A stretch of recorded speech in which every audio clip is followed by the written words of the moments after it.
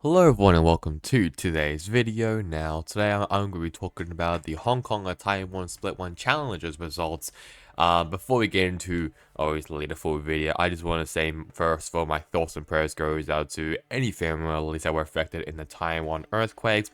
And considering that we all talking about Taiwan as well, I do hope that the players were not affected by this. So my thoughts and prayers does go out to all families which were affected by the earthquake. So let's get into the participants. We'll first start off with them. So we have Oblivion Falls, Roa Esports, S2 Esports, one team, Peihuan, I think it's Peihuan Esports, then Wan Jin, I don't know, and then Hong Kong, Hong Kong Falcon, and then 5 AZ Esports. Yeah, I know it's kind of normal for for me just to be slipping up on my words, but here are the players. Well, you might know them, you might not know them, it doesn't really matter. Regular season now, and Oblivion Force went 7-0, followed by S2 Esports, which kind of surprised me, I'll be honest. Then followed by one team, Pay1 Esports, Hong Kong Falcon, 5 Esports ran out the top 6, so the top 6 will be advanced to the playoffs, while the two bottom ones includes Roa Esports and Yo Yin. That team going 0-7. No team obviously going 1-6. So at least that's a pretty good sign there. But I don't think there's really been any surprise. I mean, S2, I think they just lost because of Oblivion Falls. Oblivion Falls, they went undefeated, which I was not really surprised by whatsoever. There was actually a forfeit though, from Wan Yo Yin.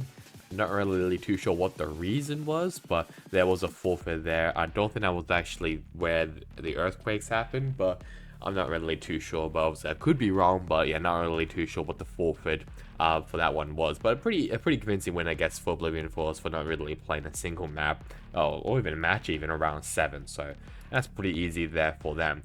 Now moving over to the playoffs. So first off, with the one team being now 5 AZ Esports convincingly. 13-5 on Lotus, 13-4 on Ascent. No really surprises here. I expected one team to be very competitive here. The next one, it was Pay1 Esports beating out Hong Kong Falcon. 13-6 on Icebox for Falcon. I'm just going to call him Falcon just to be easier. Then 13-6 on Blind, 13-10 on Ascent for Pay1. I'm not really surprised. I mean, both teams using Rain on Icebox, which is interesting. Fine, Raise and a Jet Duelist. There's a Sky's also been used well by Pay1. And then Sandish is a normal Sand comp, which I fell asleep in. One team beating out as well, S2 Esports in the upper bracket final. This was obviously the second seed team beating out the third seed team beating out the second seed team. You can tell I'm tired. 13 on Lotus for one team, 13-11 on Sunset for S2, and then 13-4 on Icebox for one team. Absolutely dismantling S2 Esports with their weird Harbor Viper Rainer comp. Not really found that, I'll be honest. Next up was Oblivion Force being Pay1 Esports, 13-8 on Blind, 37 on Sunset. Once again, not really surprised by that whatsoever. Pay1 Esports though, they knock 5-Ace Esports out of the playoffs as they beat them out 2-1. 13-10 on Ascent for 5-Ace, and 14-12 on Icebox, 39 on Split for Pay1. Chamber being used, which was definitely, I think, new for Pay1, so interesting that they used that, and actually did work out for them just slightly. Then it was Hong Kong Falcon with a massive upset against S2 Esports. Yes, S2 Esports, the second seed team, was knocked out of the playoffs in the lower bracket quarterfinal. 14-12 on Breeze, 13-7 on Sunset. This, I will consider this as a pretty big upset, considering that S2 was coming into the playoffs as a second seed and should be pretty competitive here, but they struggled against Hong Kong Falcon. But that says goodbye now for Hong Kong Falcon as they were beaten out by Pay1 Esports 2-1. 13-4 on Icebox for Falcon. Then 13-7 on Ascent, 39 on Lotus for Pay1 Esports. Not really surprised about it, to be honest, but either way, it was still a great run. It was still a great run, I'll be honest, from both of these teams.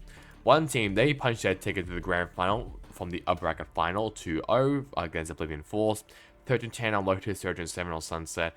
I'm not surprised there whatsoever. Oblivion Force also demolishing Pay1 Esports to make it to the grand final. 13-4 on Ascent, 13-5 on Lotus, 13-8 on Blind. So then will be a rematch from the upper bracket final that being one team versus Oblivion Force. And I'll be honest, it was not close whatsoever. Other than Lotus. Lotus was very close, but the other two maps was not close whatsoever. It was one team beating out Oblivion Force quite convincingly, a 3-0 victory for them. Chaowei did an amazing job. Basically everyone from one team was really good. Like Zayas, he had some great moments, especially on Ascent, in my opinion. Winner was alright, but obviously he was just a lurker, so I'm not really surprised there. Rainy, I still consider him as a very underrated controller player, in my opinion. I think he's very good there, so I'll be excited. I'm excited if he does get picked up by a Chinese team, but we'll see what really happens there. Everyone from Oblivion Falls was just meh, if not pretty shit. 13-4 on Ascent. Absolute, like, cakewalk for one team. They just absolutely dismantle them perfectly. I mean, Zayas, he was the main player, I'll be honest, I was keeping an eye on, and he was amazing in this map. Split was at least more close, 13-7 though. Chaowei doing a great job. Hui from Oblivion Force doing a great job there. Only one to not go negative, I should say. And then finally on Lotus, which was very close, went to overtime twice. 15-13. Caillou was the only one who actually went positive for Oblivion Force. Everyone else in one team went positive, if not neutral. Either way, it was a pretty convincing win, I'll be honest, for Oblivion Force. So for the one team. I'm not surprised by it whatsoever, because one team are a very good team, and I think they did represent Hong Kong and Taiwan last year in Ascension, so I'm not surprised that they won here against Oblivion Force, I'll be honest. Performance-wise, though, it was a 1 4K from Winner, and 2 4Ks from Chaowei and Zayas, and 1 4K as well from Hui, and even a 1v3 clutch win as well from Rainy. So now, like, you know, guys, to like, comment, and subscribe. It will really help me, especially on this channel. I'm pretty sure the next one I'll be talking about is Latin America, which is pretty exciting. And there's been some interesting movements as well in that region. So that's really about it for me. Hope you guys enjoyed it. Catch you guys the next time in the next one. Goodbye.